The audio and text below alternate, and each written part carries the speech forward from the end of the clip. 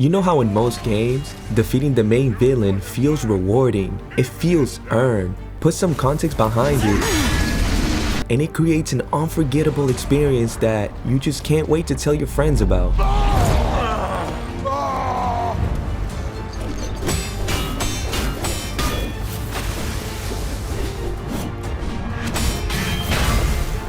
But what if I told you that there's a game that gives you the exact opposite feeling? One where victory feels hollow, unfulfilling, almost wrong. And you would ask yourself, how can defeating something so powerful not feel good? Well, the answer is simple, and it has a name. And that name is Shadow of the Colossus.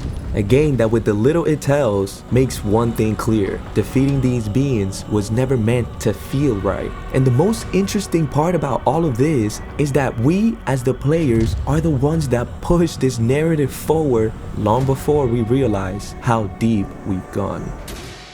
If you never played Shadow of the Colossus, let me place you briefly into its world, so you can feel the weight of this quiet, harrowing journey. You play as Wander, a young man who travels to a place known as the Forbidden Land, carrying the body of someone he loves, or perhaps somebody he once loved. Her name is Mono, and even that relationship is never clearly defined. But what is known is that Mono was sacrificed by the shamans of her village, believed to be cursed by destiny itself. When Wonder arrives at the temple with her body, an ancient entity known as Dorman begins to speak. It tells him that Mono's soul can be restored, but only if Wonder kills 16 Colossi, these massive beings scattered around this empty land. And that's all the game tells you. Everything else, Wonder's past, Mono's fate, even the truth behind the Colossi, comes not from the game itself, but from years of community interpretation. So this game doesn't give you no justification, it only gives you one instruction, is find the next Colossus and end its life. And what's a little unsettling is that even here, we rarely stop to ask why.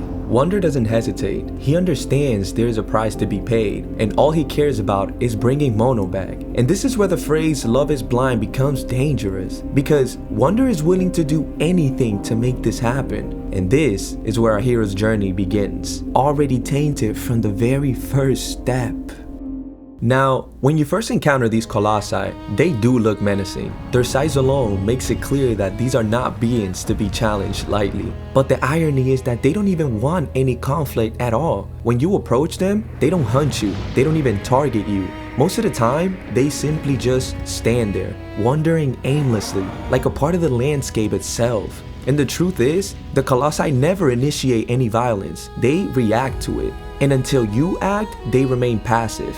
So the reality of the matter is that they're acting defensively, not maliciously.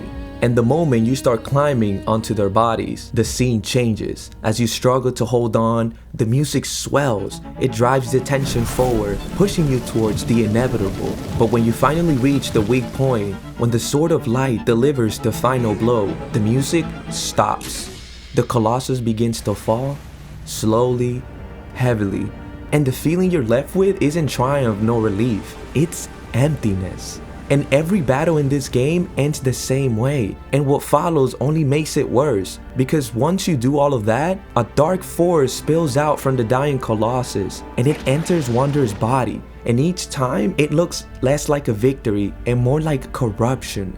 Wonder collapses, he wakes up back at the temple, surrounded by these shadowy figures watching him from above. And with every Colossus he defeats, those figures multiply, reinforcing the same quiet thought: this isn't right.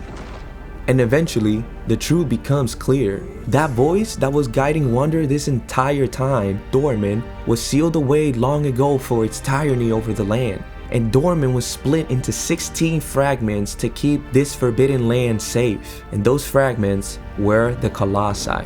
So Wonder's obsession, that denial, was never about saving someone. It was just about helping Dorman return. With every Colossus slain, the darkness inside Wonder just grew stronger until his body was no longer his own. And by the end, Dorman uses Wonders as a vessel, erasing him completely. Later on, Dorman is sealed once more, this time by Lord Iman, the shaman of his village, who had been racing to the Forbidden Land to stop what Wonder never questioned. And in the end, he's reborn, trapped in the land forever. Mono awakens, her soul is restored, and the world remains silent.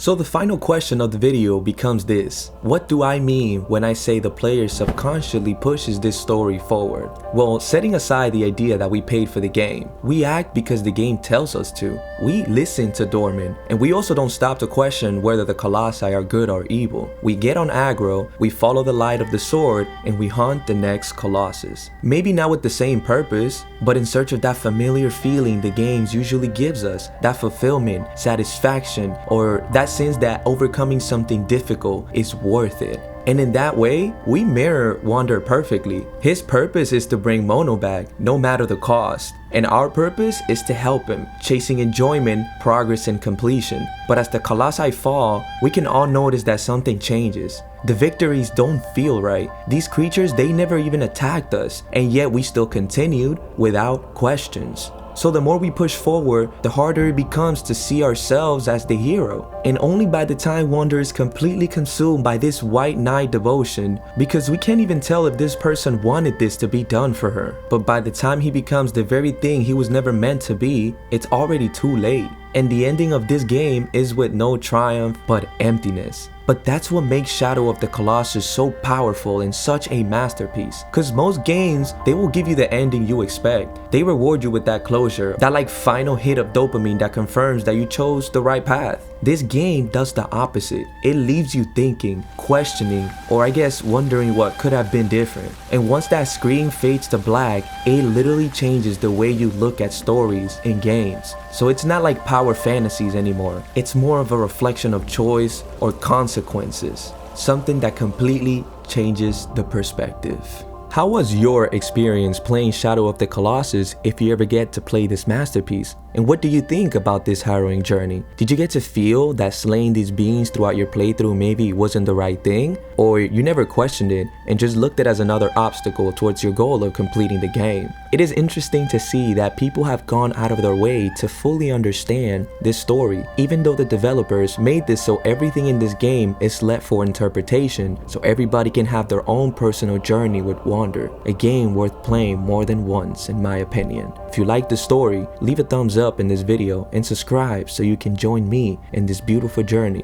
of character writing.